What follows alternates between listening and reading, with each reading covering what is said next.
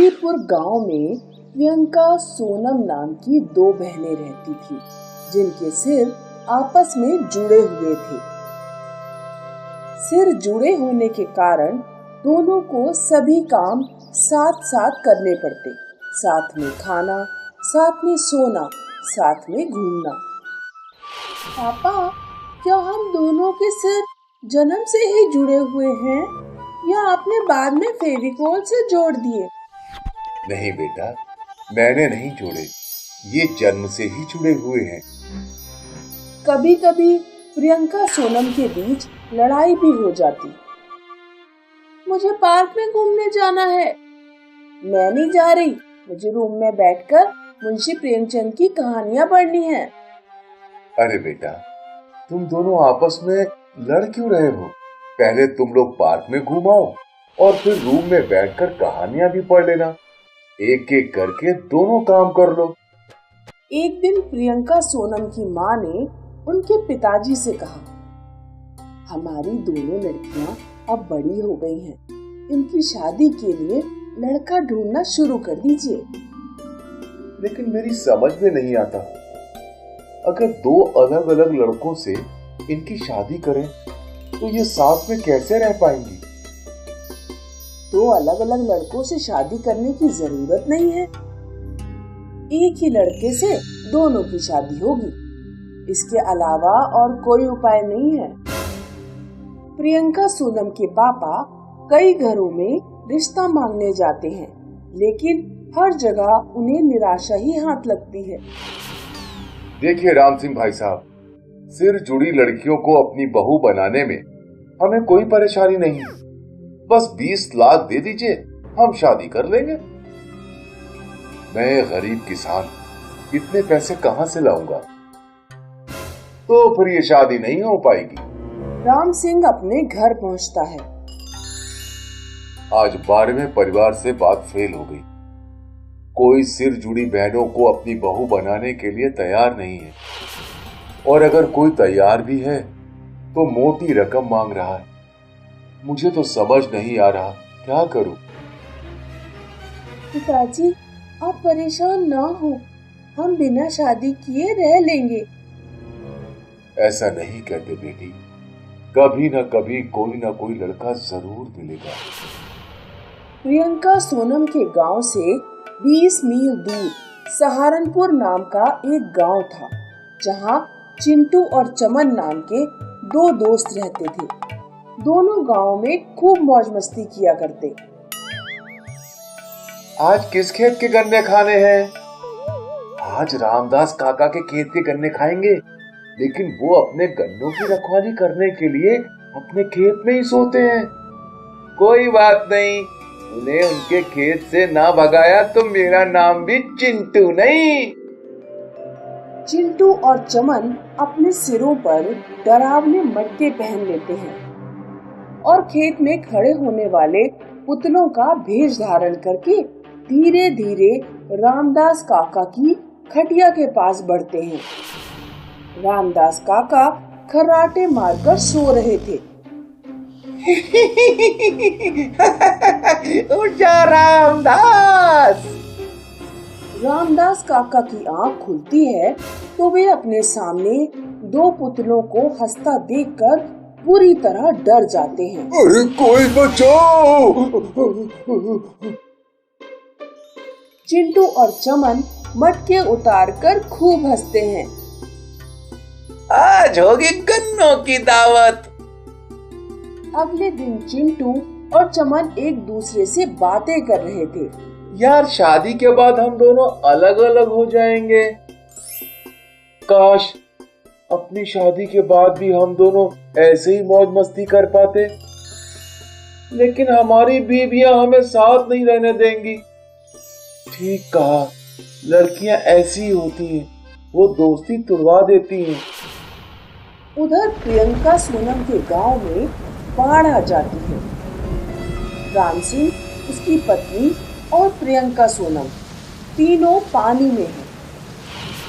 प्रियंका, सोनम, तुम अपनी मम्मी का हाथ पकड़ लो, मैं अभी तुम सबको किनारे पर ले जाऊंगा। राम सिंह अपनी पत्नी का हाथ पकड़कर सबको किनारे की तरफ ले जाने की कोशिश करता है, लेकिन तभी प्रियंका का हाथ अपनी माँ के हाथ से छूट जाता है और बाढ़ उन्हें अपने साथ बहा ले जाती है। मेरी बच्चियां। आप हिम्मत ना हारे, भगवान उनकी रक्षा करेगा। उन दोनों को तैरना नहीं आता, बेचारी कैसे बच पाएंगी। उधर प्रियंका सोनम बाढ़ में बहती हुई चिंटू चमन के गांव सहारनपुर पहुंच जाती है। चिंटू और चमन बाढ़ में फंसे लोगों को किनारे की तरफ लाने में मदद कर रहे थे।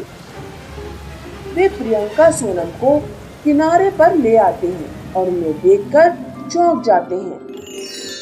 क्या तुम दोनों ने अपने सिर फेविकोल से चिपका रखे हैं?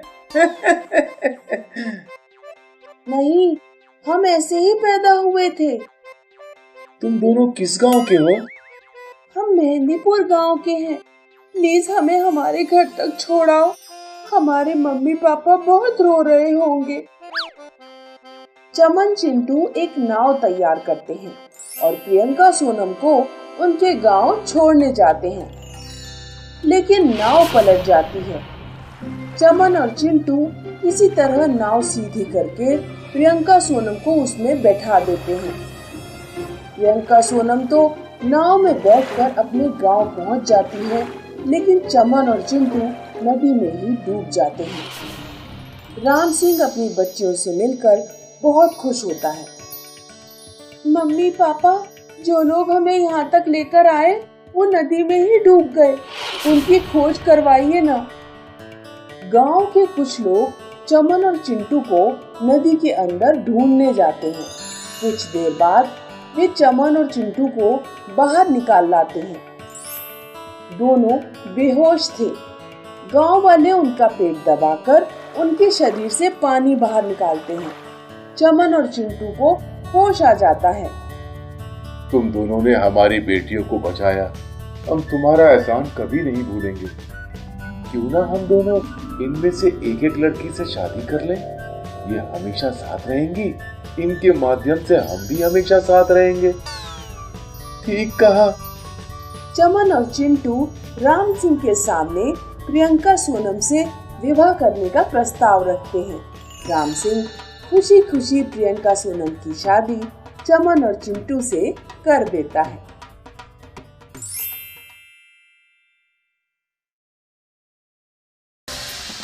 एक बहुत ही खूबसूरत गांव था रामगढ़।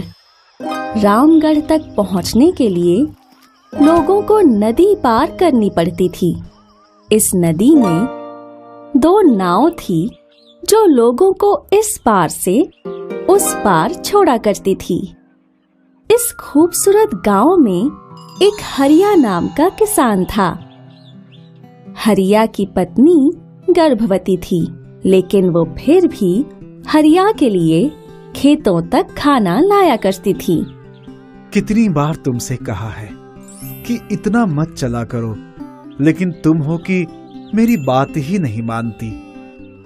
सुन ली आपकी बात, लेकिन मैं थोड़ा चल लूंगी तो घट नहीं जाऊंगी और आपको खाना भी तो खिला पाऊंगी। दोनों हमेशा साथ ही खाना खाया करते थे। जैसे ही हरिया की पत्नी मीरा ने 2 जुड़वा बेटियों को जन्म दिया, उसी वक्त उसकी मृत्यु हो गई। मीरा की 13वीं पर गांव वाले हरिया के घर आए। हरिया, बहुत बुरा हुआ कि तुम्हारी पत्नी इतनी कम उम्र में ही चल बसी। हरिया, अभी तुम्हारी उम्र ही क्या है, अब तुम्हें अपनी इन जुड़वा बेटियों के लिए दूसरी शादी कर लेनी चाहिए। नहीं सरपंच जी, मेरी ये बेटियां ही मेरा सब कुछ है। मैं सिर्फ इन दोनों के सहारे जी लूंगा। वक्त बीतता गया और हरिया की जुड़वा बेटियां बड़ी होती गईं। अब नैना और सुनैना दोनों 10 वर्ष की हो गई थीं। बाबा, आपने बोला था ना कि आप हमें तैरना सिखाएंगे? हाँ, मुझे याद है। तो आप हमें कब तैरना सिखाएंगे?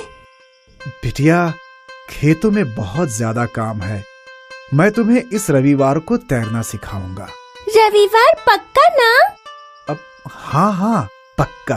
रविवार को हरिया नैना और सुनैना को लेकर नदी पर गया और वहाँ पहले हरिया पानी में उतरा।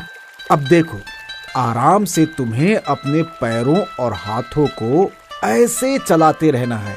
गौर से देखो। नैना सुनैना ने हरिया को गौर से तैरते हुए देखा। चलो नैना, अब तुम कोशिश करो। नैना ने डरते हुए कोशिश की। पहले पहले तो वो तैर नहीं पा रही थी, फिर उसे धीरे धीरे समझ आ गया।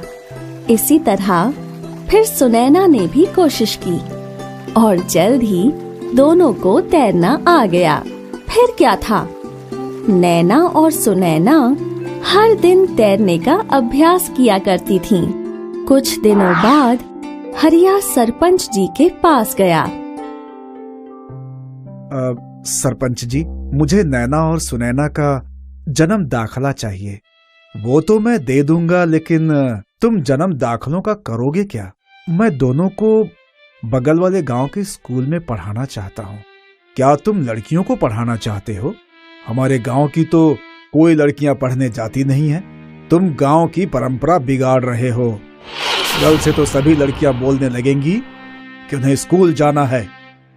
तो घर और खेतों में काम कौन करेगा? आप जो भी सोचें सरपंच जी, मैं अपनी बेटियों को पढ़ाना चाहता हूँ। आप मुझे उनका जन्म दाखला दे दीजिए। सरपंच ने कुछ किताबें निकाली और फिर हरिया को नैना और सुनैना के जन्म दाखिले दे दिए। अब नैना और सुनैना दोनों रोज नदी पार करके स्कूल जाया करती थीं। हरिया बहुत खुश था। एक दिन की बात है, नैना और सुनैना नदी पार कर रहे थे। तभी उन्होंने देखा कि दूसरी नाव में सरपंच जी अकेले आ रहे थे। अचानक नाव का संतुलन बिगड़ गया और सरपंच जी नदी में गिर गए। बचाओ, बचाओ मुझे, बचाओ मुझे, अरे कोई तो बचाओ, कोई तो बचाओ। नैना सुनैना ने कुछ भी नहीं सोचा और वो दोनों नदी में कूद गईं। वो तैर के सरपंच जी के पास गईं। दोनों ने सरपंच जी को सहारा दिया और उन्हें नदी के किनारे ले आईं। नदी किनारे कुछ लोगों ने सरपंच जी की छाती दबाकर उनके शरीर से पानी बाहर निकाला और आखिर सरपंच जी की जान बच गई। उन्होंने नैना सुनैना को अपने पास बुलाया और कहा, तुम दोनों ने मेरी जान बचाई। तुम दोनों बहुत ही बहादुर हो। हरिया सही कहता था कि तुम दोनों के होते हुए उसे किसी बेटे की जरूरत नहीं पड़ेगी।